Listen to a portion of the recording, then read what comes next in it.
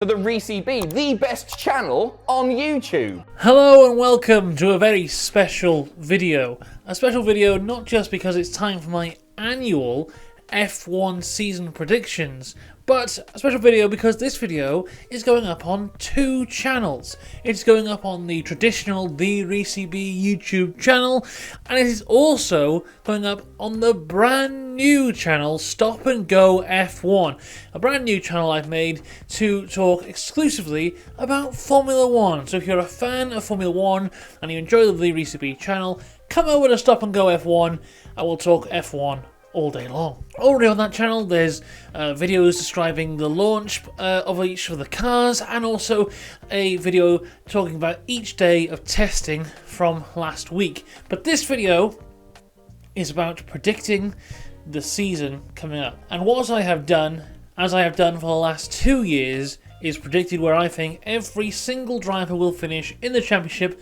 from 1st to 20th. And to put a bit of weight behind my predictions here, I have done this for the last 2 years, and in the last 2 years I've got the Drivers' Champion right both times. So, you know, I'm sure all of these will be correct. Let's start then with number 20, which is Logan Sargent, the rookie inside the Williams. The Williams car seems to have made quite a big advancement this year in terms of lap time, and also looks very reliable in comparison to some of the cars at the back of the grid. The issue is it looks quite unstable when trying to put together a fast lap, and with Logan Sargent being a rookie, he obviously does not have the experience or maybe even the talent of some of the other guys around him and his teammate. I still think Williams will be the slowest car on the grid, but when I start the season, before the actual testing, I thought maybe they would have a pointless season. But I'm taking that back now, because looking at it, I think they can score points here, especially considering they look like they have some fantastic reliability.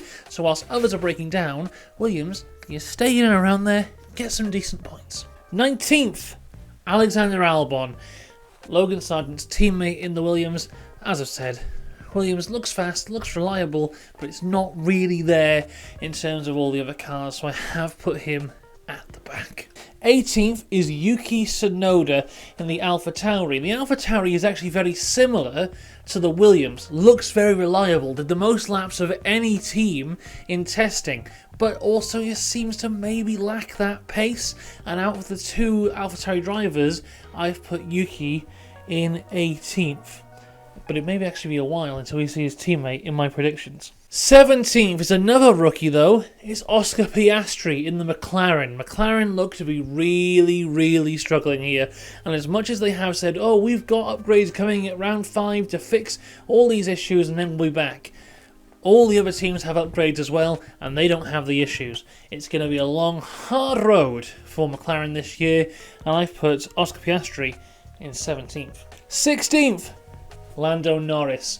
Now this may come as a bit of a controversial opinion here to put Lando so far down. He was solidly best of the rest last year, and also the year before that. He said towards the end of last year he was fed up being called best of the rest. Well, now he can be called best of the worst because the McLaren is really bad. But I think Lando has the talent to maybe put it where it shouldn't be, and maybe 17th is really a bit of an overestimation of how bad the car's going to be.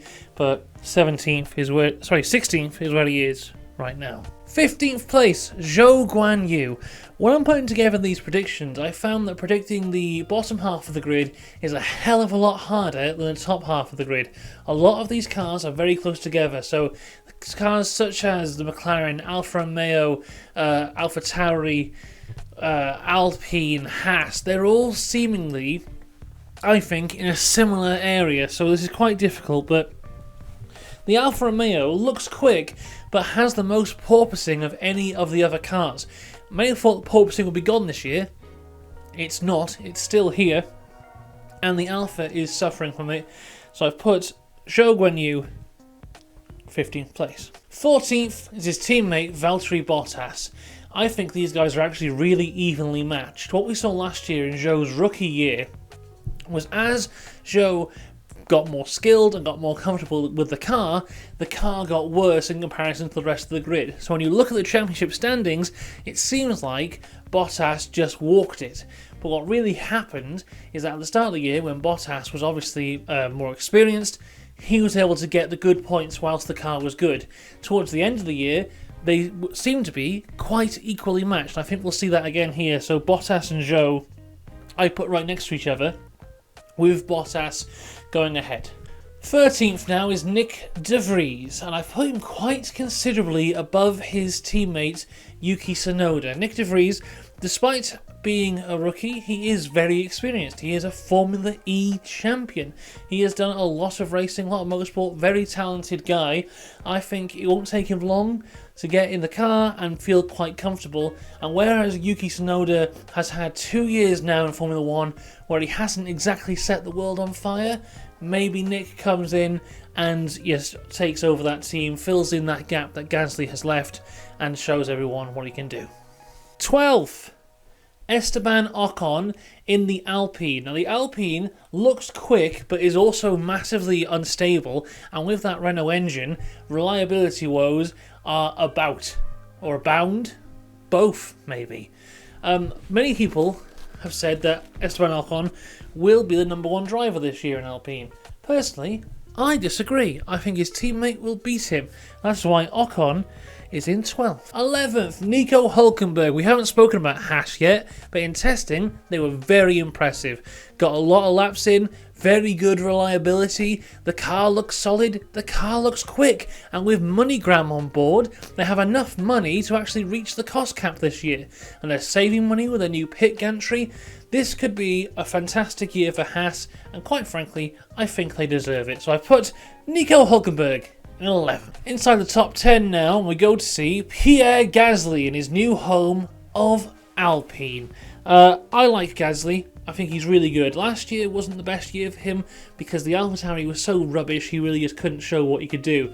But if you look at years like 2020, 2021, he was, for me, in the top 3 drivers just behind Verstappen and Hamilton. He's exceptionally talented, and hopefully he'll get to prove it here in the Alpine.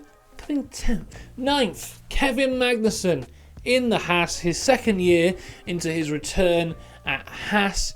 Last year, he was good. He got some very good results. The thing that let him down is kind of just when he would go for these ridiculous moves on lap 1, lose a bit of his front wing, be called in with the meatball flag.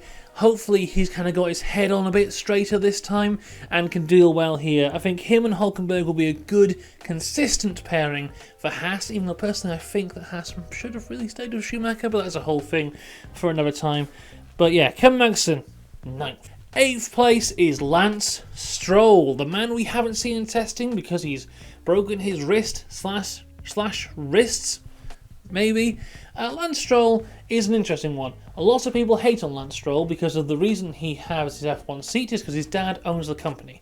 That is unashamedly true, but I think on his day can deliver a good result, and given the right machinery can deliver a good result. And it seems like he's got the right machinery here. The issue is his teammate is one of the greatest of all time. I may overshine him a little bit. I've put him 8th. 7th place is George Russell. Now, some people might get very annoyed at my placement of the Mercedes drivers here. George Russell last year had a fantastic debut year for the Mercedes team, beating Lewis Hamilton in the standings, but I think this year it'll go to Lewis. Despite the Mercedes not having the porpoising anymore, there seems to still be some big issues with that car. And I would put it right now as the 4th fastest car on the grid, hence George Russell being in 7th place. 6th place is teammate Lewis Hamilton. The same goes for what I just said about George. The Mercedes car is not there. It's still got these big issues, and I have no doubt they will fix the big issues, but similar to McLaren further down the grid, as they fix these issues, the other teams will be getting faster and faster and faster, and may just get away from them. So, Lewis Hamilton, 6th. In the top 5 now, in 5th place, I have Fernando Alonso. This Aston Martin car looks to be the best car he's had since 2013. It is something special. Every reporter on F1 can't really decide where to put it, but it's between the first fastest car and the fourth fastest car. Every time I look for someone's opinion, they're putting it somewhere different. Yesterday they're going, oh, is it faster than Mercedes? We don't know. Later on in the afternoon they're going, oh, this could be challenging the Ferrari. Today on Twitter I'm seeing people say, wow, they're getting close to the Red Bull. It's a big question mark around this year. It's a fast, solid car. It looks good, and behind the wheel you have one of the greatest Formula 1 talents of all time in Fernando Alonso. He's going to do something special this year, and thank God he signed that multi-year contract. Something you got to remember about Aston Martin as well. A lot of people are saying Mercedes is going to fix their issue and then they'll be back. Last year, Aston Martin gained the most track time due to upgrades out of the entire grid. They're starting in a good place and they will only get quicker. Fernando Alonso, though, I put him 5th for now.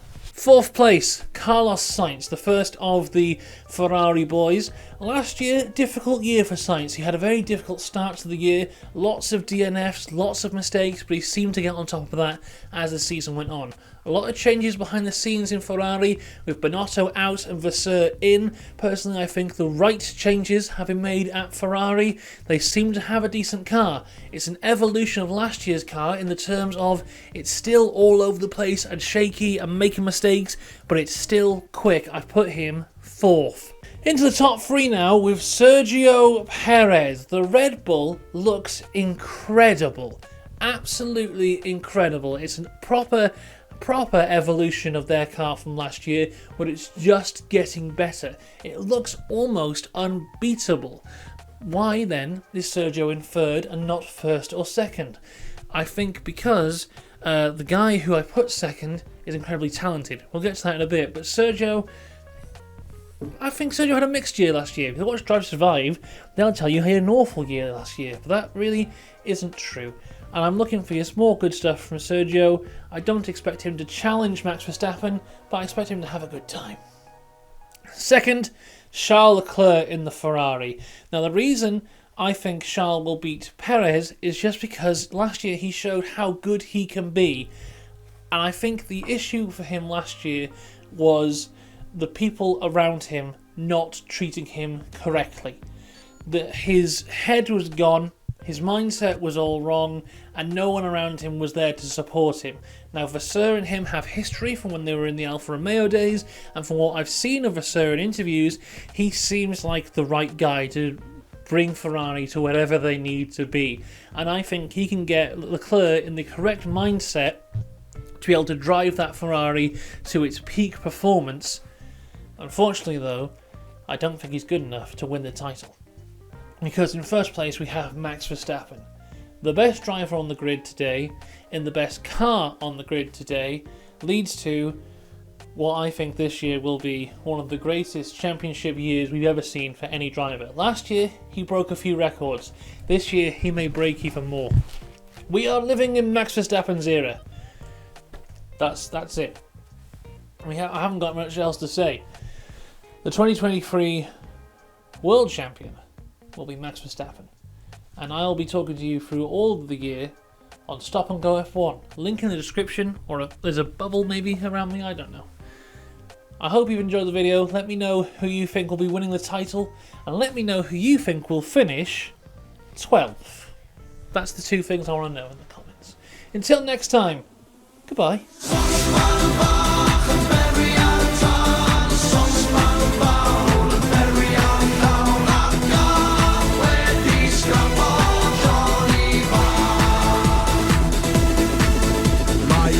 Marian wedi